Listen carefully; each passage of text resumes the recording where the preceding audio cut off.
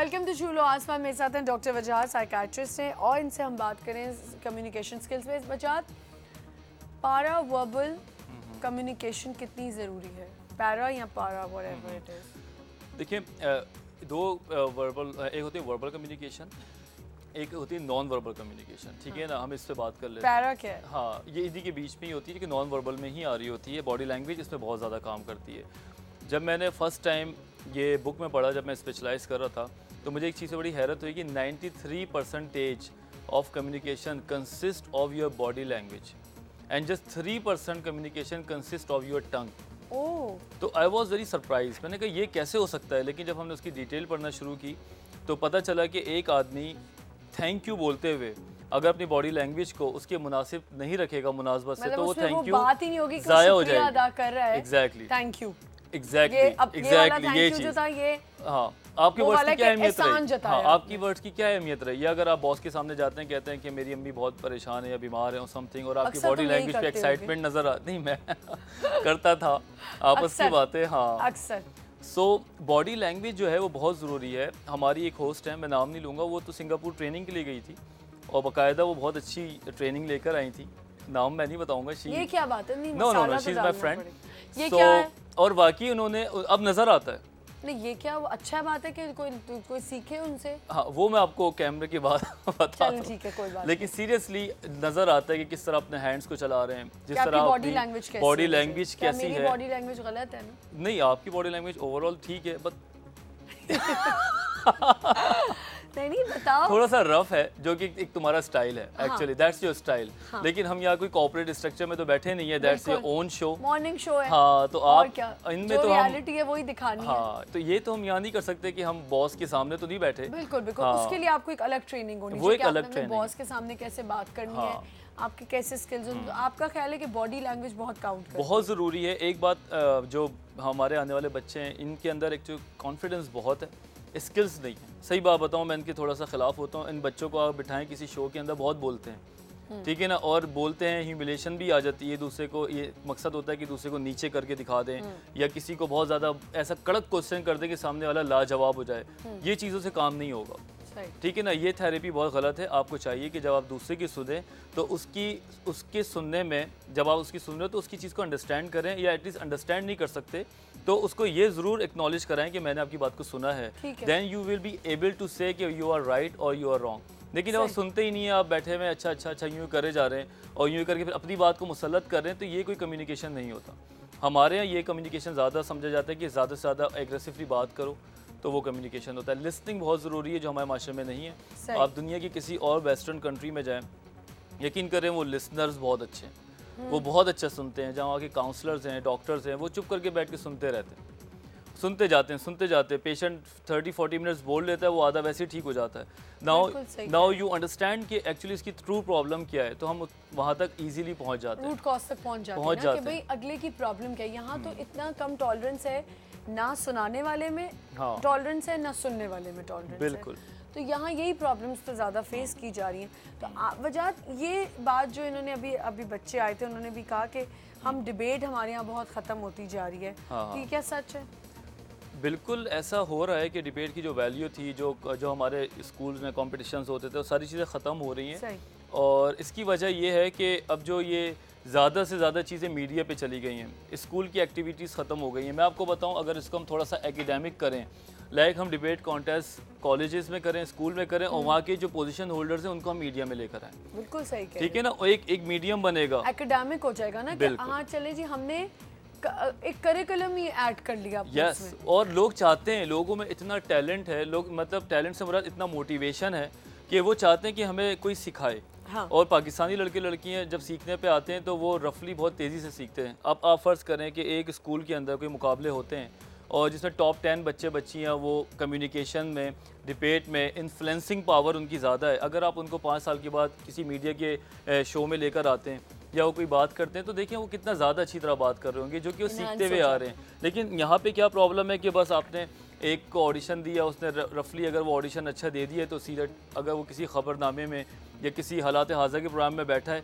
अब आप देखें इन लोग की भी मैं कॉन्सेप्ट बताऊँ, जितना बदतमीज़ होगा, ठीक है, जितना ज़्यादा वो यूँ करके बैठा हुआ होगा, जितना ज़्यादा वो गैस की ऐसे की तैसी कर रहा होगा, वो आजकल हिट चल रहा है।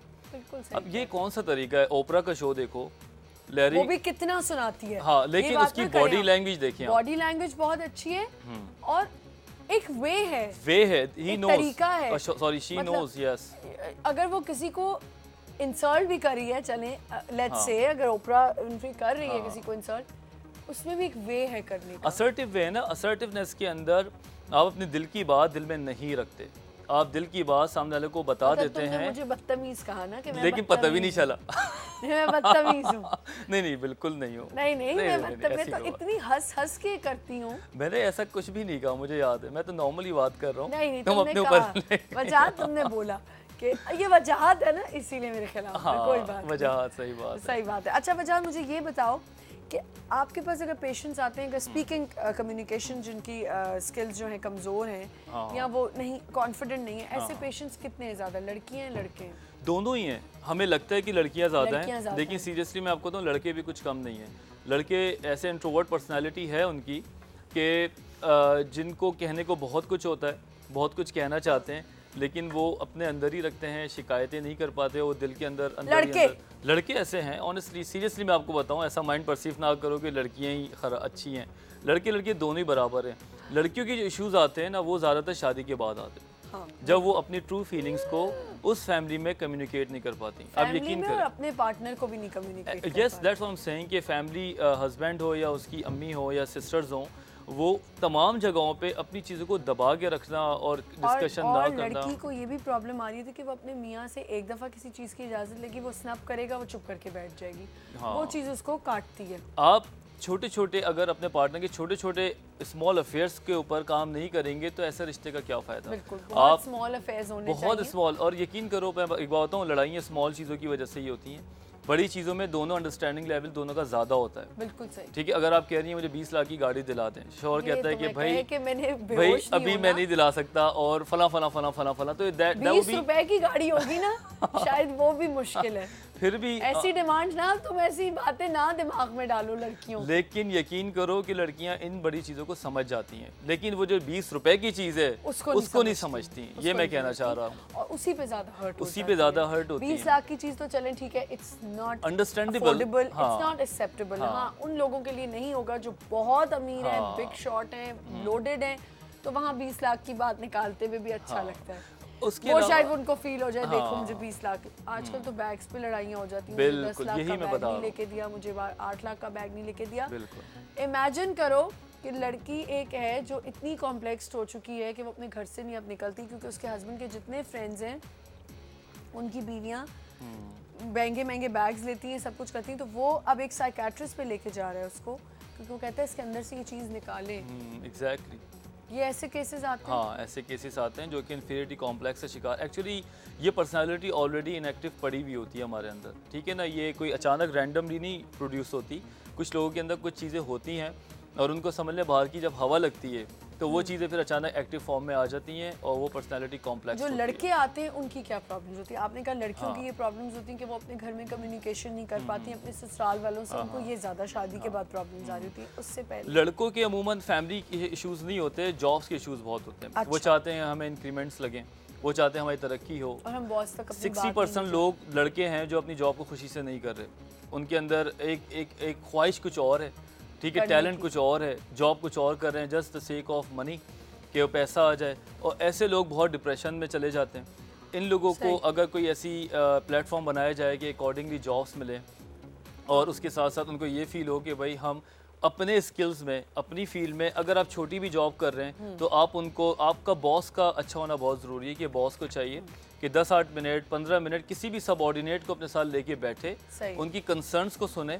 आप यकीन करें, आप तनख्वाह से नहीं, आपको मैं एक मज़े की बात बताऊँ कि हम तनख्वाह दे के आदमी खरीदते नहीं है, सही, हम मोहब्बत दे के आदमी को खरीदते हैं। बिल्कुल सही। अगर आपका बॉस आपको टेंशन दे रहा है, हाँ। मैंने कितने वाकई वजहात बिल्कुल ठीक कह रहे हैं, कितने लोगों को देखा है जो अपने ऑफिस से तंग आके साइकियाट्रिस्ट के पास पहुंच जाते हैं। लड़के तो बहुत कॉमन है, मेरे पास बैंकर्स बहुत आते हैं, क्योंकि उनके साथ ये है कि उनको बड़े बड़े टास्क दे दिए जाते हैं। अब उस तक तो सेल्स के हाँ, अब वो मीटिंग में बैठे हुए हैं तो मीटिंग के अंदर उन्होंने यस कह दिया बिकॉज दे आर पैसिव।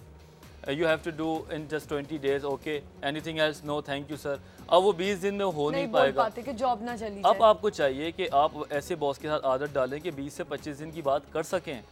आप बोलें कि प्रैक्टिकली मेरे लिए मुश्किल है, आप 25 डेज़ मुझे दे दें और आप मुझे इस मामले में हेल्प भी करें कि आपने जो मुझे 20 दिन की बात की है ये पॉसिबल कैसे है। ठीक। I need your suggestion because you are a senior person. इस बात पे कोई नहीं निकाल सकता, लेकिन जब आप 20 दिन में काम नहीं करके देंगे तो उस बात पे निकाला जा सकता है। तो जब हम लोग यस यस करके बाहर आ जाते हैं और जॉब्स के हवाले से हम बॉस के पास हमारी ट्रू फीलिंग्स नहीं पहुंचती, बॉस आपके लिए कुछ अजीब परसेप्शन बना रहा होता है, वो सोचता है ये झूठा है, ऐसा काम नहीं लग रहा, शायद ये कहीं और जॉब करना चाह रहा है। आपका परसेप्शन ये हो रहा होता है कि जनाब अली मेरा बॉस मुझे निकाल ना दे, तो वो फिर दूसरी चीज़ों में लगे हुए होते हैं। बिल्कुल। अच्छा, अब एंड में प्लीज़ ये बता दो वजाहत कि इसको कम्युनिकेशन स्किल्स को आप कैसे इंप्रूव कर सकते हैं? छोटे छोटे कोई ऐसे टिप्स सबसे पहले तो उसको स्टडी करो। ठीक है। और ये कभी ना सोचो कि मैं बहुत अच्छा कम्युनिकेटर हूँ। सीरियसली जिसने ये सोच लिया वो उसी दिन से जाहिल हो जाता है। ठीक है। कम्युनिकेशन कभी भी ख़त्म होने वाली चीज़ नहीं है, इसमें मॉडिफिकेशन बहुत अच्छी आती है। हमारी वर्कशॉप्स हैं, इंटरनेट है, असर्टिवनेस का वर्ड लिखो।